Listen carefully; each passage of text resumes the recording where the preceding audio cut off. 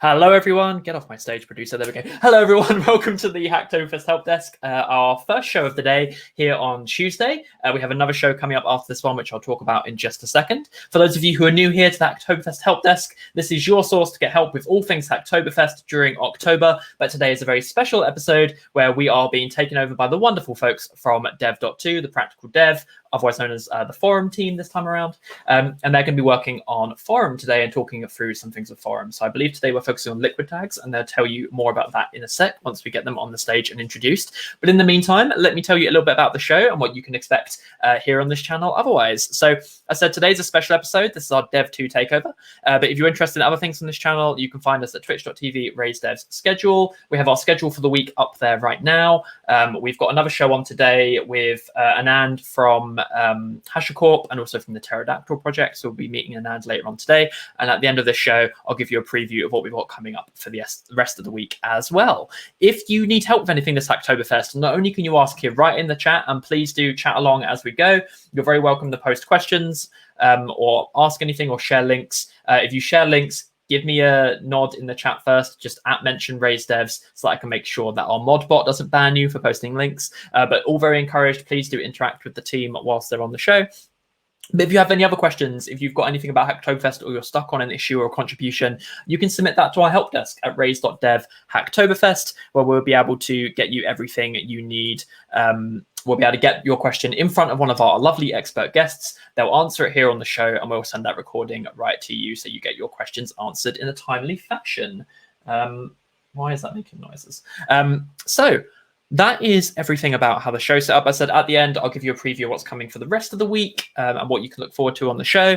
But for now, last thing for me to mention before I bring on our guests for the day. Why do Raise.dev do this? Why do we care about Hacktoberfest? Why are we hosting this show? We are a service for you to get for you to level up your developer career, whether you're trying to get your first job, your second job, you're trying to get promotion, you're trying to change career, whatever it is, Raise.dev is here to help you get the experience you need to make that leap. And whilst we're in early access, we launched 3 weeks ago, nearly 3 weeks ago now, time flies. Whilst we're in early access, we are completely free. So you can go to Raise.dev to find out more and get matched with one of our wonderful coaches. So that is everything from me. Let me add on our guests. We have quite a few people today. So it's going to take, people are going to come on a little bit of a trickle because I have a lot of buttons to click. So Nick, Christina, Eric, welcome to the show. There we go. Welcome, everyone. Over to you, folks. Enjoy the show. Hey, how's it going, lovely coworkers? Hi, Nick. Hi, Christina. Going good. Hello. I thought we could start with maybe Eric, if you just want to introduce yourself, say as much about yourself as you'd love to, and yeah, that's it. Thank you, Nick. So my name is Arit Amana. I am one of the engineers at Forem. I've been at Forem now for a little over 6 months, and it's been amazing. I transitioned into software engineering, so it wasn't my quote unquote like degree in school, like my degree is in biology, and I worked in another career, but I decided to transition into software engineering in my late 30s. And so it was the most exhilarating and frightening thing I've ever done so far in life, but I wouldn't regret, I wouldn't take it back. And in addition to working on our wonderful platforms at Forem, I also spend my time just encouraging, mentoring, supporting other people who are seeking to make a similar transition. So I'm glad to be here. Hi, everyone. Cool. You want to introduce yourself, Christina? Sure. If they haven't, got tired of saying me this week, I am the open source community manager at Forem, and I started last month, and I'm excited to be here. Arit and I are the moms in tech at work, and yeah, I love being on the show with her today. Cool. And I'll just introduce myself. I'm Nick Taylor, senior software engineer at Forem. Work mainly on the front end, but I do dabble in some Ruby when I need to. I would like to get better at it, though. And that kind of is a nice segue to talk about what we're talking today. So, Eric, if you just want to maybe give us a rundown of what we're going to go through today. Yes. So today we are going to be talking specifically about liquid tags on, I guess I could call our flagship forum, which is dev.to. And we're going to be talking about it in terms of what liquid tags are and kind of how we've implemented it for the dev.to platform. And then I actually had my first foray into liquid tags about a week or 2 weeks ago. And so we're going to talk about my experience kind of getting into the liquid tag space, so to speak, and I guess take questions and other things. That sound good? Yeah, no, it sounds great. So, I guess a bit of background about the Forum application, like the tech stack a bit. It's we're a Ruby on Rails app primarily, and from what I know, liquid tag is. I'm not positive. Are liquid tags natively in Rails, or is it a gem you need to add? And I'm actually not certain myself. I am not sure either. I know they're native to Jekyll. Okay. Yes. Well, if somebody in the chat knows if it's native or not, let us know. Cool. So yeah, so you said you have this pretty fresh in your head right now because yes, a couple weeks ago you wrote a blog post, which I think Joe or Christina will post, and you were talking about just, I think it was like debugging and issues you encountered. Right. Okay. So yeah, I had taken up like one of the issues from, I guess, our repository. And in summary, the problem was, so one of the liquid tags that we have on dev.to are comment liquid tags. And so if you want to embed a comment made by someone else or even yourself in your post, then you can leverage the comment liquid tag. But the problem was, if you embed a liquid tag that is a comment, that is subsequently deleted, then everything kind of blew up. Like if it was an article that you embedded the liquid tag, right? And so that was the issue. That was the bug. And so, yeah, I went to work on it. And through working on it, I got to learn more about liquid tags and, kind of how they're generated, because I had never worked on liquid tags before. So. Okay. By the way, she did a great walkthrough in that blog post. It was really awesome. Like, I didn't know that stuff, and I was watching it, and I was like, "Oh, wow, this like makes a lot of sense." You did a great job explaining it. Thank you, Christina. Thank you. Definitely check it out. Yeah, in the post you have well, you talk about the issue obviously, but you have a pretty detailed video walkthrough as well, right? Yes, I do. Yes, it actually, when I was as part of my process, when I was seeking help from our teammate Rhymes, I felt like it would make more sense to demonstrate the problem on video rather than trying to describe it with words. And so that's where the idea to do the walkthrough came from. After I had solved everything, I was like, this could be like a pretty good learning moment for someone. So. Yeah, for sure. And I love that you did the video, because like when you go through the steps, like even after you've fixed it, I find kind of repeating, it helps you solidify, one, how you fixed it, but also the learning process, Exactly. Yeah. So no, that's great. And that's up in the dev post you wrote, but I think you have it on a YouTube channel as well, right? I do. Yes. Okay. Okay, we can get that YouTube channel link to later. I'll try and find it, and Christina or myself can post that to Joe. Cool. So before we go into the issue that you ran into, can we just maybe talk a bit about, well, I guess one, let's, because not everybody might be familiar with liquid tags.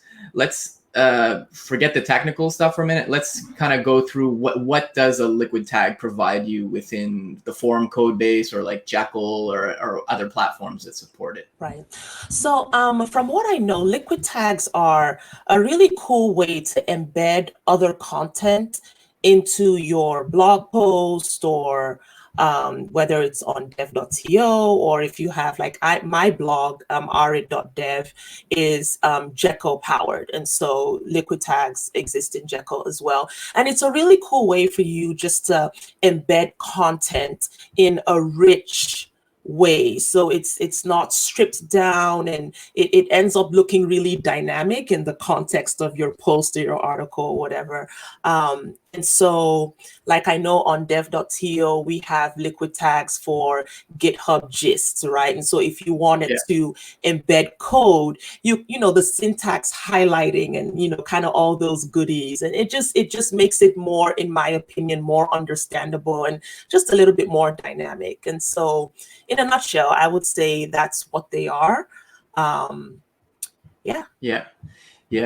Yeah, I know. I did a pairing session with a community member in, I think it might have been August. It was with Chuck Smith, one of our community members.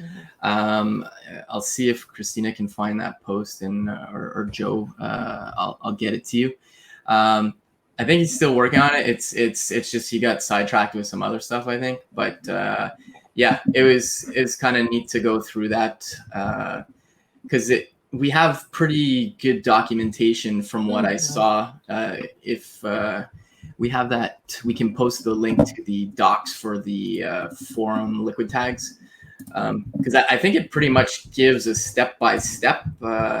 Yes.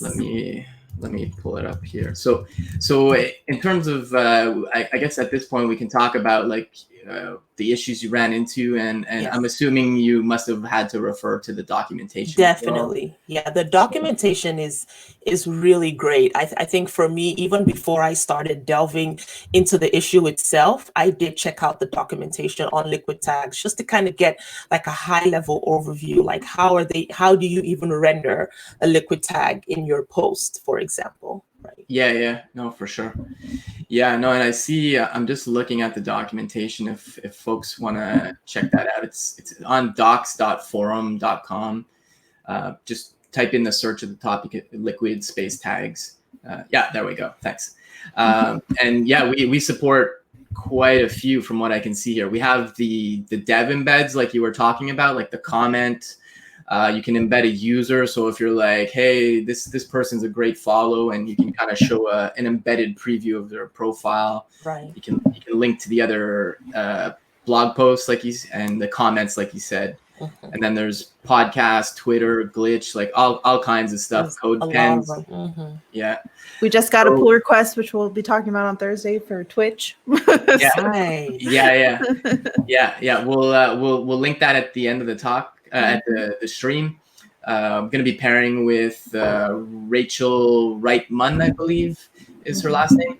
We're going to be extending the Twitch liquid embed because she did a pull request for I think whatever the basic embeddable type is for Twitch, and then there's other options. So that's what we're going to work on, because it's kind of a little twist on it. The embed tag can support the liquid tag, can support multiple kind of views of that particular type. So, okay, let's get to it. So let's go over what the problem you ran into again is, and then let's kind of break down what your thought process was, and I'll let you take the floor here. So absolutely right. So like I said earlier, so this particular issue had to do with the comment liquid tag, so the liquid tag for comments.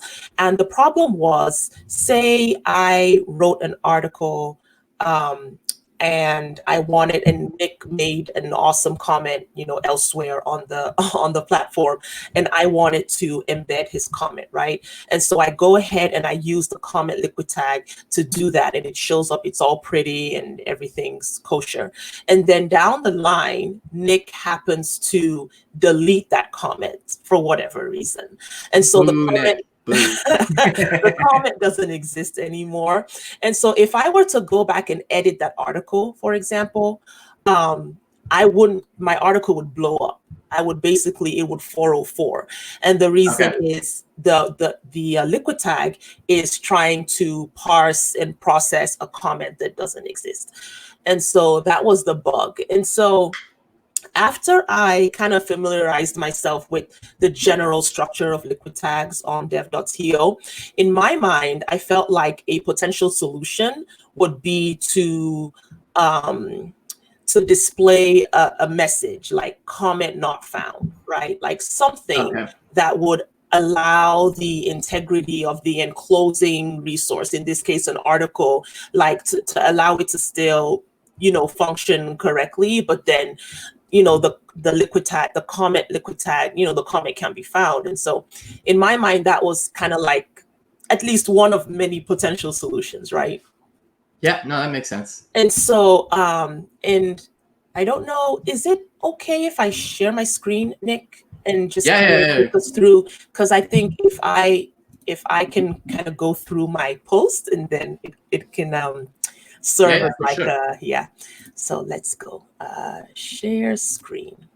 All right, and this one, yes. All right, thank you for that. All right, so this was the post that I made on the dev.to platform about this.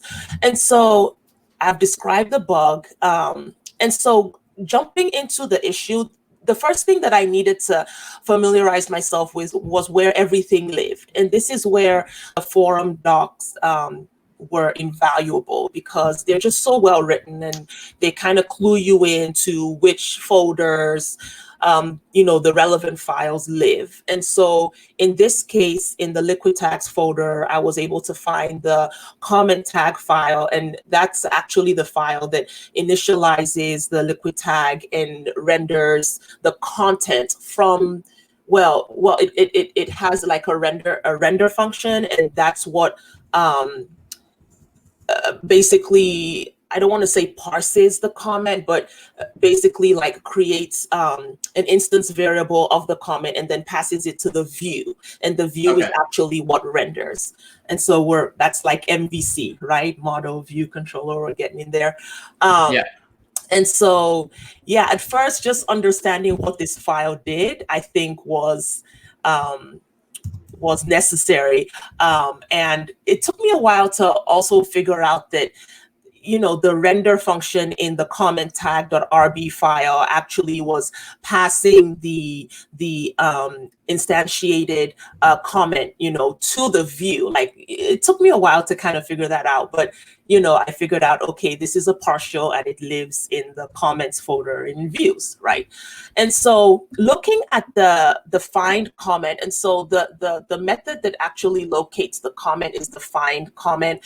And I figured out that it was one of two things. Either it would find the comment, or it would raise an exception, right? Like if the comment wasn't found, it would, I guess, rescue the error. Nick, I'm going to need you to help me with terminology, because that's definitely something I'm still leveling up in. No worries. It would rescue the error and raise this standard error message, which is invalid comment ID or comment does not exist. Now, you might ask the question, well, that's a pretty good message in terms of like, explaining what happened. But the problem was this message wasn't being displayed in place of the comment that couldn't be found, right? It was literally causing everything to blow up, right? Which I guess tends to be the behavior of errors that are raised in the Rails ecosystem. And so that was like the main issue. And so once this happened, we couldn't move forward. We couldn't kind of resolve the issue, like the application just blew up. And so, like I said, intuitively, my solution was, if we can't find this comment, let's go ahead and display an alternative content, which is like comment not found or something. And so where I got stuck in my process was I wasn't sure how to bypass this error. I wasn't sure how do I stop this from happening, right? Because in my mind, I'm like, if I can't find the comment, I need to be able to do something else. But this error rescue was kind of preventing that. And so that was when I reached out to my teammate Rhymes and learned, like a distinction, I guess, in the Rails API that I don't think I will ever forget again. And, and that is the difference between .find and .find by. And so if you go back to the comment tag.rb file, you see that we are using a .find to find the comment, right? And the problem with the .find is when the record that is searched for can't be found, it raises an exception, right? Okay. So it's either you find the resource in the database or you get an exception raised. And so that's why I couldn't bypass it. And so, but find by find by either finds the record or returns nil. And so you get something back, right? So with .find, if it's not found, you just raise it, there's an error raised. But with find by, you either get the record or you get nil back. So in my mind, I was like, that's great, because if I return nil, then I can check for if the comment exists. Right, that was kind of how it connected in my mind. If I get nil back, then it allows me to check for if the comment exists and set up like a condition in the view that if there isn't a comment, then return this content. But if there is a comment, then return the original kind of layout for a comment liquid tag. And so that's actually what I did. And if you see over here, I posted the code here. And so this is me using find by down here, and then this is the view, and I have this condition set up if comment. And so if the comment exists, then go ahead and return the original display for a comment liquid tag. Else, and then I have just something really generic here with no styling or kind of anything attached, and it just returns a comment not found. Okay, so so you're doing a bit of defensive programming here. You want to and it does make sense. That's, you're just checking for its existence, and then we can, on the back end, we're not throwing an error because we don't need to anymore, and we can show a friendly user message, which I think is great, because in general, you never really want to expose server-side errors to the front end of an application anyway. So I think this makes a lot of sense, and I guess. I guess this could potentially happen with literally any liquid tag, right? So like say a CodePen URL isn't found, or so it's just a little side note, my brain kind of firing here. I'm like, I wonder if we could almost even genericize the, like the liquid tag asset not found or something. I did think about that. That's a great point, Nick, because as I was working through this, in my mind, I'm like, this could be a potential situation with pretty much any liquid tag that we have, like a liquid tag type that we have configured for the platform. I mean, I didn't delve into it personally, but it did occur to me. So I definitely agree. I think this is something that we can kind of like, I like the word you use, genericize and make it applicable for all liquid tags. That would be awesome. Yeah, I've been getting some errors lately when I'm writing posts, and I was like putting stuff in for like, we want to shout out the contributors at dev, and I was putting some stuff in, and then I realized I could only do pull requests, and I was trying to do something else, but the error was like not at all helpful. I ended up having to like ask someone in our Slack channel, like, what is happening? Why is this not working? Because I just I couldn't figure it out. Well, that's the thing too. Sometimes with errors, they're kind of like red herrings or like false positives. It's a valid error, but the error is occurring because of something not related at all. And but like I was saying about the genericizing, I think that would be a good idea, but it does not detract from what you did in the bug fix here, because it was the context of what you were working on. It made sense to fix that immediate bug, and now that bug has been resolved and it's deployed. I think now we could potentially look at genericizing things, and given that it's Hacktoberfest, shameless plug. Yes, we are accepting contributions. If somebody is interested in we could probably start an issue to just start a discussion and see, but I think it could be interesting to have it generic, and then potentially like in the else, like you have in the screenshot here, Right. we could have a view based on the type, like if this is the, because maybe we don't want to just have it so generic where it's just something not found. Not found. Right.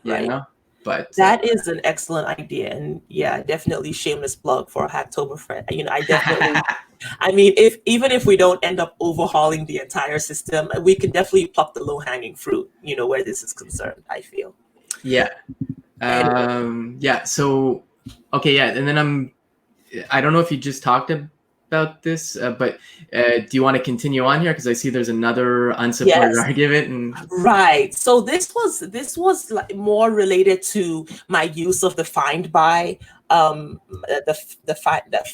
find by call than the liquid tag itself. And so if you see up here, I utilized find by, but I kind of kept the argument the same as .find, and that's where this error kind of came up. And we're talking about unsupported argument, and through some trial and error.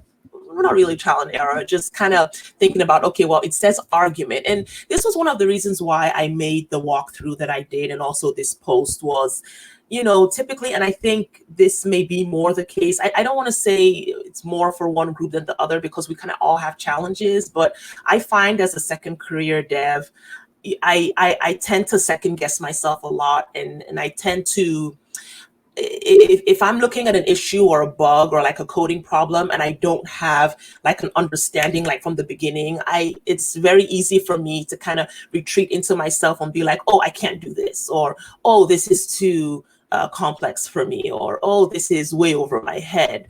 And I think something that I'm learning to do more and more is just kind of to break problems down, even if you can't even fathom like a potential solution, at least gain a greater understanding of the problem and kind of make your way from there. And so initially I was like, oh, what is this? Like I thought I had fixed this. And so just breaking down the error, like unsupported argument. And so I'm like, okay, argument, that's what you pass into a method or a function. And so I go back to my work. I'm like, well, the only kind of method that I tweaked was the find comment method. And it does take ID code. And so this error message has to do with, something I'm passing in that is not supported. And so that's kind of when I went back to the, I guess, the Ruby docs and figured out that with find by, you do need to indicate what attribute you are finding by. Whereas with .find, it just defaults to the ID of the resource. Yeah. And so kind of figured that out and fixed it, and then everything worked, and I was able to go through many iterations just to make sure that at least for comment liquid tags we were not getting the problem that we were getting before. So so I guess this is kind of because for those who aren't aware, Ruby on Rails uses active record, which is an object relational mapper. We'll post a link into what ORM is. That's what it's short for. Yes. I don't know if you can do a quick Google to find a relevant link, Christina. So the comment, when you do the comment.find by, that we're doing that through code, but that translates to a SQL query, which is select star is not performant, but we'll just, for argument's sake, we'll say select star from users table, comments table, where the ID underscore code equals whatever we're passing in, right? Exactly. Okay. Yeah. And that's also why you had to specify ID underscore code, because we could also say find a comment by something else, like okay. Yeah. Yes. Okay, cool. Yeah. By the way, I just want to say that was a great thought process that you just walked us through. I love that you were talking about, because you and I both know that we both kind of came into development later on, and it was again like second career, and so that's like a great process to like think about. Of like, it's really easy to get frustrated and stuck, especially if you're trying to contribute to open source, or you're working even on your job and you're just like, I can't do this. What am I supposed to do? And I think that was like a great process of like, okay, I can take this little chunk by little chunk and work from there. So I thought that was wonderful. I love that you Yeah. say that, Christina, when you said, especially when contributing to open source, because I remember when I got done with coding bootcamp, one of the things that I missed was the coding together, right? Like the coding with like a group of people. And, post bootcamp, I had my personal projects and, I was working on improving them, but really looking for that community of coding again. And I found that in open source. And so one of the things that I do tell, I guess, code newbies and, aspiring devs is, open source, in my opinion, and this is my opinion, but, before you're working or even if you're in between jobs or whatever the case may be, I find open source to be the closest approximation to working with a professional team. And one of the reasons for that is it's not kind of all your domain, like when you're working on a personal project, it's like all your stuff, right? But with an open source project, this is code from all types of people. And so it kind of forces you to, think in the context of that project and, pay attention to, styling conventions or coding conventions that they adhere to. And those are things that you can kind of get away with when you're working on your own personal project. Yeah, definitely. I've found open source to be great. Like I started contributing to open source in, I think it might have been late 2015, definitely 2016, and like everything, sometimes there's bad apples somewhere, but in general, my experiences in open source have been pretty solid. People appreciate that you're trying to contribute to the project, and I like what you said, where like you might not know all the moving parts and stuff, but that's where you ask the questions and the issues, the pull requests, and I think it's a cool way to learn things, like I don't know about yourselves, but I typically find it, I'm bad at starting personal projects because I'll be like, okay, everybody will do like a to-do app or something, but then I'm like, I'm going to make some project so I can learn some particular technology. And I'm like, no, this is boring. My thing, or it's like, but the thing is, the personal projects don't have to be life-changing, but but I found for myself to really kickstart myself, I just jump onto an existing project and I see, like, if there's something I want to learn, I try and find a project that has that, or to stay fresh with some technologies, Question for you, Nick. How do you actually go about, I'm sorry if this is a departure from our... No, go for it. We're all about tangents here. Do it. Okay, good, because you just said something that kind of triggered. How do you specifically go about finding projects that are able, like you just mentioned, if you're trying to level up in a particular technology or framework or language or whatever, how do you go about finding open source projects that will give you that opportunity? Yeah, I'm not saying this to plug my Hacktoberfest talk, but I talk about this. I'll find the link. Just give me 2 seconds here. And Christina, or I'll paste it to Joe and he can pop it in. But I do talk about this. I'm obviously biased about my talk, but so the thing for me, like I can give you concrete examples. I switched, most of my career was in .NET until about 2016, but I've typically worked in smaller companies, so I was doing everything, like database, front end, whatever. And I got this opportunity to go work in Barcelona at a fintech startup, and I already knew JavaScript pretty well, and we'd been working with I've been working with TypeScript since 2015, and this opportunity was to use those technologies, but also React. And I had no professional React experience. So I literally just, I can't remember how I came across it, but I was looking through, it was either I found it on Twitter or I might've been searching through, I talk about it in the talk, but you can explore GitHub and you can filter by like languages, trending repos and stuff. And I found this repository by, he's pretty well known in the .NET and React ecosystem, Corey House. He created a very popular React Redux template called React-Slingshot. And I contributed to that to just kind of start learning a bit of Redux and React. And eventually I became a maintainer because I had contributed so much. But that's kind of how I kind of just learned things. I was just like, a lot of stuff I've experienced has been baptism by fire. Kind of, for those, I don't know if everybody knows that expression, but basically you just kind of jump in and you just go. And I also, this isn't open source, but Egghead, where Christina actually does videos, they have, I have a paid subscription, but they have an enormous amount of free content. And I did the de facto Redux course, which was by Dana Abramov. And I kind of jumped into it that way too. And then just slowly, I would just see projects pop up or stuff showing up in my Twitter feed. And I would just tackle things like, that's pretty much what I did. That's how I kind of approach it. Yeah. That's pretty much it, I guess. Yeah. That's great. You know, yeah. So what about yourself? I mean, obviously you contribute to open source because you work on our team.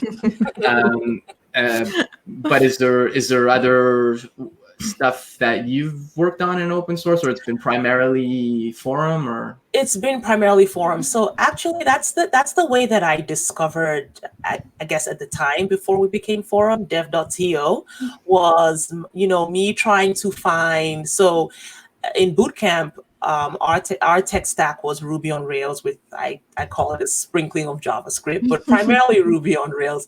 And so I was looking for a Ruby on Rails open source project to start contributing to and, get that communal coding going on again. And my first 3 projects were, I don't want to say they were disasters, but they were disasters in the sense that I couldn't even get my local environment. Like I couldn't get the app running on my local environment. And I was just, drowning in error messages and, I'm wading through Stack Overflow and just trying to figure it out. And then my questions on the repository went unanswered. Either they went unanswered or it was like a non-answer, like, reproduce your error message here, which I would do, and then they would ghost. Yeah.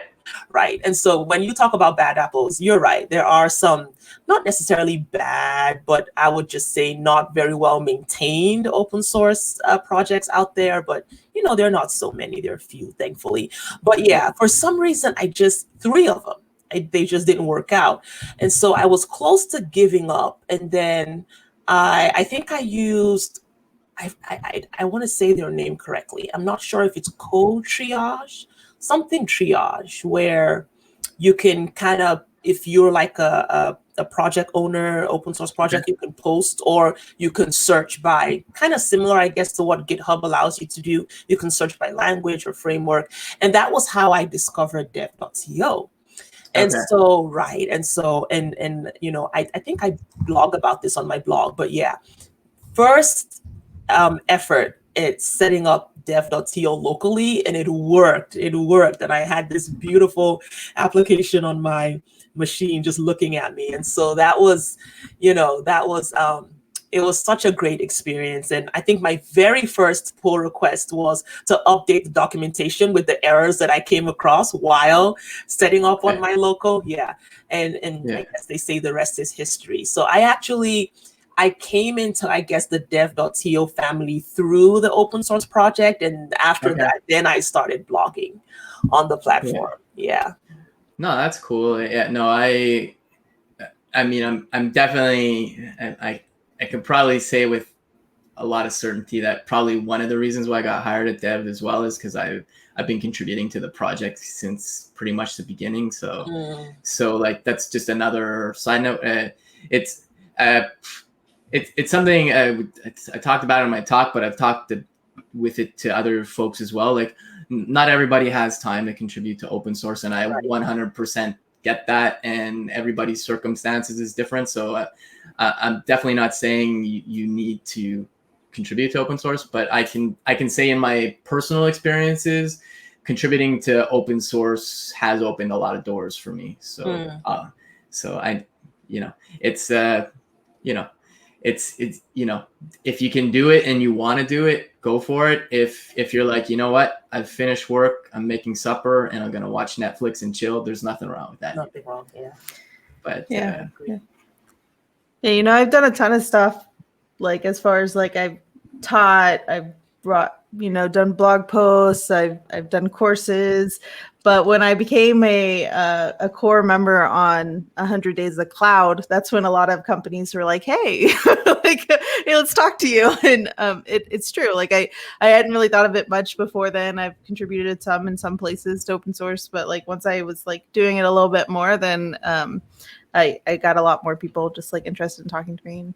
And yeah. No, I think, it's definitely not a mandatory thing, but I think why it can be beneficial is because it's literally you out in the open, so people see how you interact with other folks. I mean, it's not just these are things just popping up in my head from my talk, but it really isn't just about the code. Like the code is definitely important because without it you don't have an application or something. But like the way you interact with people, if people just happen to be browsing your GitHub profile, they might see like, oh, this person's like got some really good interactions in there. I like the way they speak with maintainers and other contributors.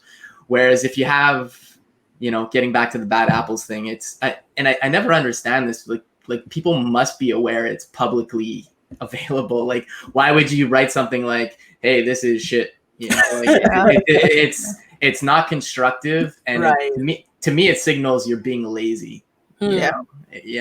You don't know how to communicate well, and if you don't know how to communicate well, people aren't going to want to work with you. So I agree with you. If you're communicating well and you're showing that you can communicate, especially nowadays, so many people are working remote. If you can't communicate remotely with other people, then people aren't going to want to work with you. And so it's a good way to show that you can work as a team. I know for me, like something that open source helps me with is asking better questions. Right. And so I think earlier on in my career, once I came up against an error or like some difficulty in what I was working on, I just wanted to just blurt out my question and be like, somebody help me, save me. But I think, being involved in open source has taught me to slow down and really make sure that I understand the problem. And again, I go back to, early career devs. I think one of the things that, tends to paralyze us is we're thinking solution. Like I need, how come I don't have a solution? How come I don't know how to fix this? How come, I'm not getting ideas for how to solve this? And I think for me, I'm learning to spend that time and energy actually understanding the problem, being able to reproduce it and being able to guide someone in reproducing it, and then learning to ask my question in such a way that I'm giving as much to the potential answerer as possible. Like, I've considered this, I've looked at that, I've attempted this, I don't know. I find like, you kind of empower people to help you better. Does that make sense? Yeah. No, that's what I talked to students a lot about when I was a teacher, and I would share this post all the time by Zell I think it's his last name. It's how to ask good coding questions that get great answers. And it's a lot of times you have this like back and forth with people where you'll just ask like one little line questions and they're like, they get tired of that. But if you take the time to screenshot things, tell people what you've done, all these things, then someone's going to be much more compelled to answer you. I do the same thing when I ask people questions, like say I DM someone on Twitter because I need some help with something. I make sure that I give them as much information as possible that they'll want to answer instead of like having to do the work. You don't want people to have to do the work to answer you. So, and this is important no matter what stage in your career you're at, because it's not just an issue with developers starting out. You could have somebody senior that's not, like there's nothing helpful about saying, I've got this error on the page.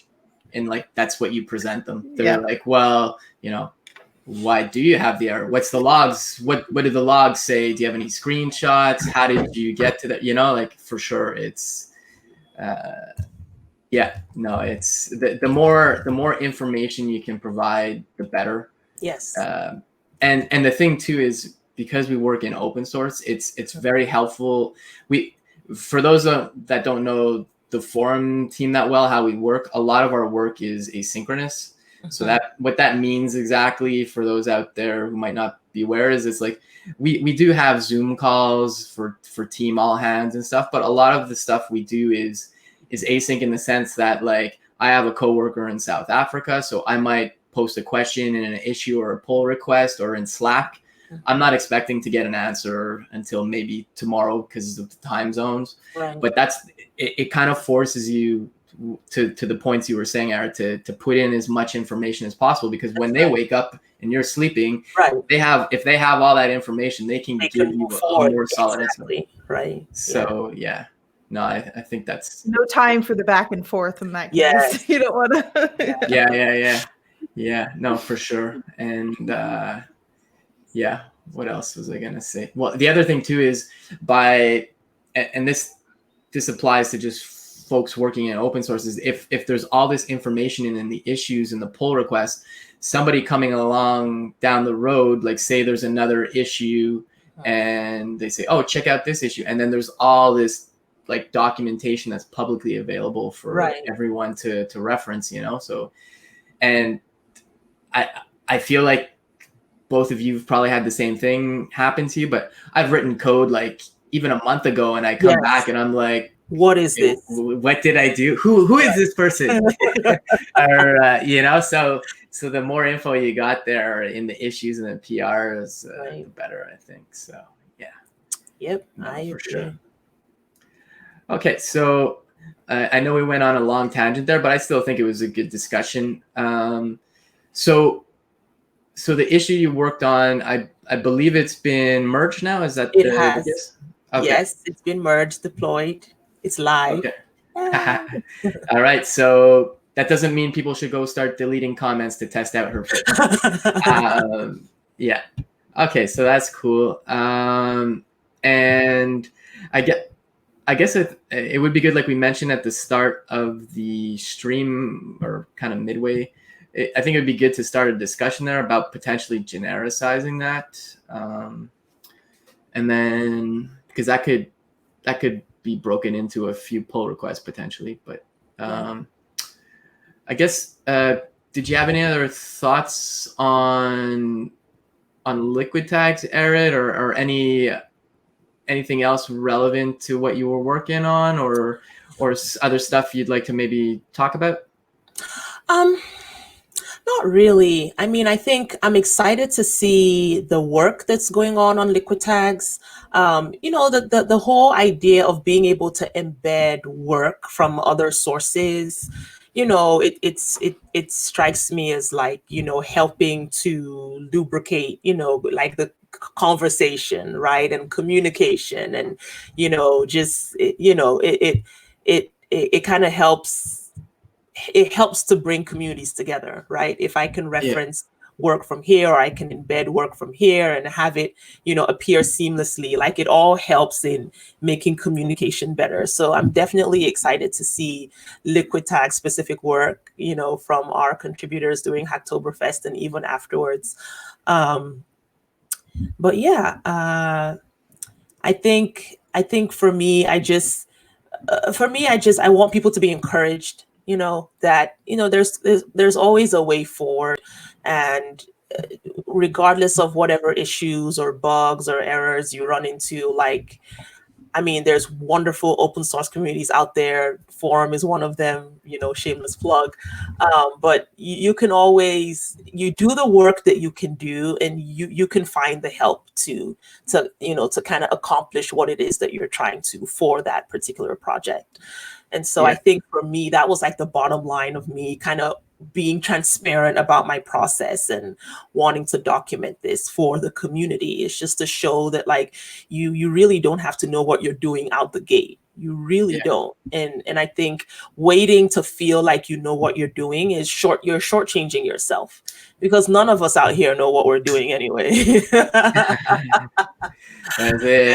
Everybody's faking it till they make it. Yeah, basically. I mean, forget about the job title. We're out here just, trying to find our way. So, definitely jump in, get involved in open source as frequently or as infrequently as you can. But I think it's always worthwhile. Yeah. I think the last thing I would say about liquid tags is because I mention it to community, because I'm generally pretty active on dev as well. And I still see some folks that they'll put, like, for example, a repository link or like a CodePen link. And whenever I see that, I suggest, I mention that there's liquid tags. Yes. And I think one great thing about the liquid tags is it's just, kind of like how Frost kind of just covers a window. I find it that's how you're able to, I made some cool hand movements there. Yes, yes. I find it's a great way to just you kind of just keep diving into stuff that you find because it's all linked. Yes. So I think that's a great use of them. So if you do contribute on dev.to, strongly suggest using liquid tags. And when you're in the body of a new post, or if you're editing a post, if you haven't noticed, on the right there's help, and there's a section that mentions liquid tags. Yes. And you can actually go there to see how you insert them. Insert, right. So I'd probably say that. Cool. Well, I think we're gonna wrap up here in a few minutes, Joe. But I guess before we go, we were talking about liquid tags today with some nice open source tangents. Thursday, tomorrow we have walkthrough Wednesdays with our lead product designer, Lisa. We're just going to be going over all things design, and it kind of trickles into front end. And Thursday, since we were talking about liquid tags today, I'm going to be pairing with a community member, Rachel Wright-Munn. She'll be on the Practical Dev Twitch, which Joe just posted up there. That'll be 1 p.m. Eastern, which I believe is 5 p.m. UTC. I hope I did not butcher that time. And you can check out Rachel's Twitter if you want to give her a follow. And I think we're pretty much done here, Joe. If you want to come say hi. Oh, hello. Thank you for the wonderful show. It's always nice to kick back and watch a show for a change. Yeah. I hope you had some popcorn, or maybe the Doritos might not be good because of all the orange dust, but that'd be a nightmare. Yeah, got to keep it right. Yeah. We're good. Well, thank you so much. I'll let you go. Yeah, thanks again for having us. I've been loving joining the Raise.dev stream, and it's great stuff you folks are doing. So thank you. We've got one more with you, right, before the end of the month? Yes. Yeah. Not next week. Next week we're taking a break. Not next week. The week after. Yeah, and awesome. I can't remember what we're going to be talking about yet, but we'll definitely get that info to you. Cool. It looks like we lost Arit. Yeah. Looks like internet problems. But anyway, thank you for joining us. All right. We'll catch you another time. And we'll see you folks Thursday at 1 p.m. on your channel. Cool. Thanks a lot, Joe. Alrighty, everyone. So that was our Dev2 takeover for the day. I said that they won't be back with us next week, but they will be the last week of Hacktoberfest. So in the meantime, you can catch them on their lovely channel, twitch.tv, The Practical Dev. Their next show, the show they were talking about with Rachel, is Thursday, 1 p.m. EDT. We will be hosting them from this channel. So you can also, if you don't know where else to go, you can also turn up here, but you should join their chat and chat with them. And that's with Rachel, JL Codes, Twitter. So that's our show for this slot. We are all done here. We're going to be moving on to the next show we've got is 10 p.m. European time, 4 p.m. Eastern time. So if you haven't already, please drop us a follow. That will help you get notifications when we go live. Once you follow, you can press the little love heart to follow and then the little bell to make sure you get notifications. If you want to see our schedule for the week, you can do that at twitch.tv Raise.dev schedule. Let me give you a little taster of what's to come in the week. So as I said, tonight, our next show today, 4 p.m. Eastern Time, we have Anand Kapoor. Anand is a solutions engineer at HashiCorp and is also maintainer of Pterodactyl. Today, we're going to be talking about Anand's role and Anand's career, because it's a little bit different and his path into tech was a little bit different. So we're going to be doing kind of like a career feature tonight. But Anand's going to be rejoining us next week to talk about Pterodactyl, which is an open source project for managing game servers, which I'm super excited to talk about, but that'll be next week. Tonight, we're talking about Anand and his career. Tomorrow is what I've been calling Twilio Day. We are lucky enough to be joined by Layla Porter in the morning and Lizzie Siegel in the evening. Both wonderful Twilions. With Layla, we're going to be doing C# and .NET. We're going to be looking at one of Layla's projects, PR Tracker. And with Lizzie, we're going to be looking at a little Swift project, which is very nice. 30 seconds of Swift. So we're going to be talking about that. That's going to be super fun. And in between, you've got me and Wilhelm. I can't tell you what we're doing yet because Wilhelm hasn't told me yet, but it'll be fun because hanging out with Wilhelm is always fun. So that'll be that's tomorrow's schedule. Thursday, we've got Juan Pablo Flores from GitHub, and we've got Gregor Martinez, who I'm very excited to hang out with both these people. Gregor, actually, so with one show, we're going to be looking at the GitHub graduations. This was something that GitHub Education did for all of the students over summer who were unable to attend physical graduation ceremonies. So we're going to be looking at how that works, which I'm very excited about. The reason I'm most excited about that is they did that on Twitch, and apparently there was some code behind it, but Juan has in the past done some research on Twitch and in best uses of Twitch. I'm very excited about that show. And then with Gregor, we're also doing a cool thing. So Gregor is a freelancer, but one of his many responsibilities is maintaining OctoKit, the official API wrapper for GitHub. So he's going to come on and walk us through some pull requests to OctoKit, which is going to be super fun.